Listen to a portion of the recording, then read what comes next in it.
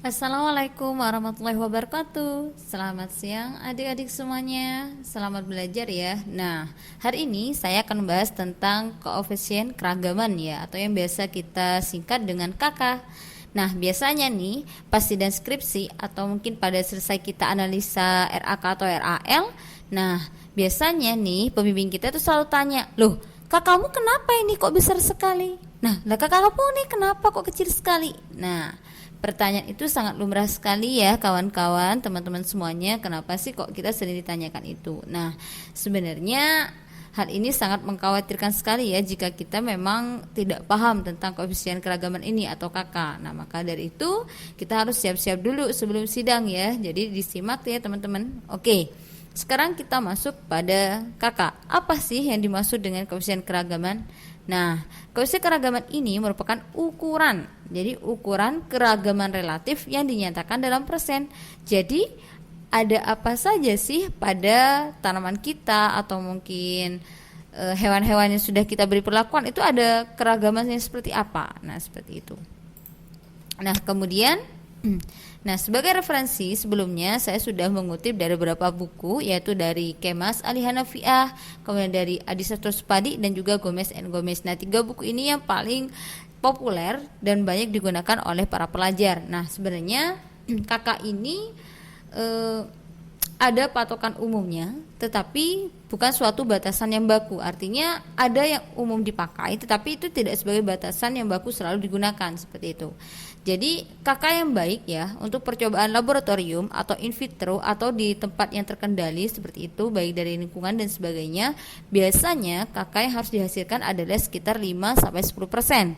Dan untuk percobaan di lapangan, yaitu in vivo, misalnya di sawah dan sebagainya, yang dia punya keragaman dari iklim dan sebagainya, kakak yang biasa digunakan adalah 10-20%.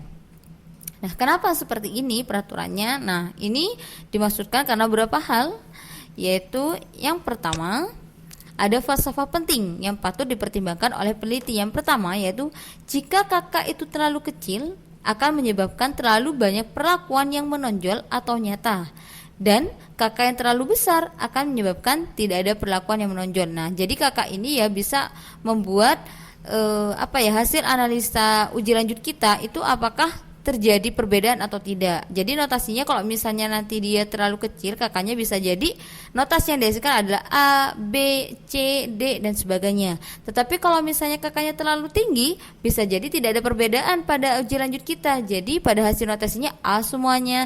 Jadi dianggap tidak ada perbedaan, seperti itu, tidak ada perbedaan yang menonjol. Jadi kakak ini sangat berhubungan sekali dengan hasil uji lanjut ya teman-teman. Nah, kemudian jika kakak kita terlalu kecil atau terlalu tinggi, apakah itu baik atau tidak? Nah, karena kondisi tersebut sama tidak ada baiknya, jadi sebenarnya kalau kakak kita terlalu kecil atau terlalu besar itu sama-sama tidak ada baiknya ya, karena akan menyulitkan kita sebagai seorang peneliti dalam mengambil kesimpulan mana perlakuan yang baik dan mana perlakuan yang tidak, seperti itu. Jadi, kakak yang baik adalah tidak tergantung dengan nilainya berapa, tetapi yang penting kakak dapat menunjukkan suatu perlakuan optimum yang logis. Jadi sebenarnya kakak itu tidak tergantung nilainya yang terlalu rendah sekali atau terlalu tinggi sekali. Yang penting dia bisa menonjolkan suatu perlakuan yang optimum. Jadi ada perbedaan yang nyata di hasil uji lanjutnya nanti ya teman-teman. Nah, kemudian maka dapat dibuat hubungan nilai kakak dan macam uji beda yang sebaiknya dipakai, yaitu ini saya kutip dari Kemas Ali Hanafiah ya. Jadi kalau misalnya kakak kita itu terlalu besar, yaitu minimal 10% misalnya seperti itu, pada kondisi yang homogen, artinya kalau homogen ini bisa di in vitro atau di lab seperti itu ya, dan minimal 20% pada kondisi heterogen atau in vivo atau di lapang. Jadi uji lanjutnya sebanyak menggunakan uji Duchan. Kenapa? Karena uji ini dapat dikatakan uji yang paling teliti, karena biasanya kalau kakaknya besar kan tidak bisa menonjolkan perbedaan yang nyata. Maka uji yang paling baik adalah uji Duchan karena dia memiliki uji yang dikatakan paling teliti, sehingga dengan uji Duchan ini diharapkan jika kakaknya besar bisa membuat suatu perbedaan yang menonjol, seperti itu. Kemudian Jika kakak sedang, yaitu sekitar antara 5 sampai 10% ya pada kondisi homogen, artinya pada kondisi in vitro atau laboratorium, dan antara 10 sampai 20% pada kondisi yang heterogen atau yang di lapangan ya, atau in vivo seperti itu.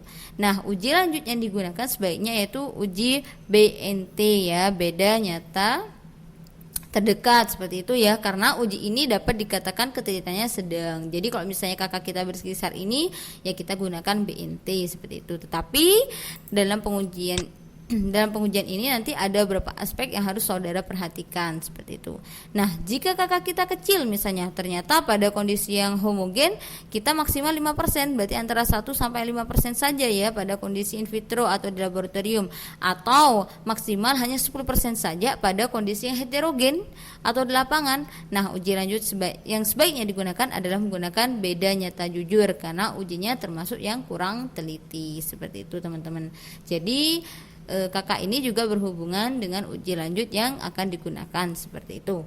Kemudian, nah sebenarnya kakak ini juga bisa mengecek kita. Sebenarnya kita itu dalam meneliti dan juga memberikan data, kita itu jujur atau setengah-setengah jujur atau curang atau memanipulasi data. Nah, jangan-jangan dengan hasil data yang sudah kita dapatkan dan kakak, dosen kita sudah bisa mengetahui ya bahwa Anda tuh sebenarnya manipulasi data ya. Nah, seperti itu. Jadi kecurigaan tentang manipulasi data ini bisa muncul karena dilihat dari kakak itu. Nah, bagaimana cara menanggapi hal ini? Nah, tentunya ini akan sangat menyulitkan kita ya jika kita tidak memahami. Nah, maka dari itu, nah, di sini ada yang sudah saya kutip ya. Menurut Nasution tahun 1970 dalam Sastra Supadi tahun 2000 menyatakan bahwa kakak untuk percobaan yang dilakukan dengan baik adalah berkisar antara 15 sampai 20%. Jika kakak terlalu kecil umumnya dapat menjadi petunjuk bahwa si pengolah data telah mengadakan kecurangan data agar kelihatannya mempunyai keragaman kecil. Sehingga kalau misalnya kita itu ternyata kakaknya sangat kecil ya kita bisa dicurigai kalau kita tuh manipulasi teman-teman. Kenapa ya kok bisa dicurigai sebagai manipulasi? Ya karena nanti pada saat uji lanjut tuh nilainya bagus banget ya, jadi ada perbedaan yang sangat nyata seperti itu. Nah ternyata kalau kakaknya terlalu besar, misalnya 40% ya, biasanya kalau sudah kakaknya sangat besar ini harusnya NS atau non signifikan ANOVA kita. Kalau misalnya ternyata dia signifikan ya otomatis saat kita uji lanjut begitu ya, misalnya menggunakan BNT begitu ada perlakuan A, perlakuan B dan C. Nah ternyata itu tidak ada perbedaan sama sekali, jadi A semua notasinya. Nah maka dari itu dia tidak bisa memberikan perbedaan yang menonjol. Jadi seperti itu ya teman-teman. Akan tetapi untuk saya kembalikan lagi pada data yang ini. Nah, untuk aturan ini sebenarnya bukan patokan yang terlalu baku atau sinkron. Nah, kadang ada yang kakaknya sekitar 5 sampai 10%, dia menggunakan uji Duchan. Ada juga yang 10 sampai 20%, ada yang menggunakan BNT seperti itu. Jadi macam-macam ya. Jadi kapan sih kita menggunakan uji Duchan, uji BNT, uji BNJ itu tergantung dosen pembimbing kita. Dosen pembimbing kita lebih mengarah pada kakak atau mengarah pada jumlah perlakuan. Karena uji Duchan, BNT dan BNJ itu juga bisa digunakan karena jumlah perlakuan. Misalnya kalau jumlah perlakuan kita hanya ada 3 level perlakuannya, ada P1, P2 dan P3. Nah biasanya kita hanya disuruh menggunakan BNT atau BNJ saja. Tapi kalau misalnya perlakuan kita jumlahnya lebih dari 5 level perlakuan, biasanya kita disuruh menggunakan uji Duchan. Nah seperti itu ya teman-teman. Semoga kalian bisa memahami tentang kakak ini dan juga bisa berhati-hati dan bisa menjawab kalau misalnya dosen kita bertanya kenapa ya kakak kalian kecil dan kenapa kakak kalian besar ataupun sedang, seperti itu. Akan tetapi teman-teman diingat ya, baik kakak itu kecil ataupun besar, tapi kalau kalian jujur kalian harus mengatakan yang sebenarnya pada dosen, dan saya yakin dosen itu akan bisa memahami walaupun kakaknya terlalu kecil atau terlalu besar, tapi saudara jujur itu jauh lebih penting. Yang penting saudara bisa mempertahankan statement saudara. Oke, selamat pejuang preskripsi dan semoga cepat lulus teman-teman dan segera halal. Terima kasih.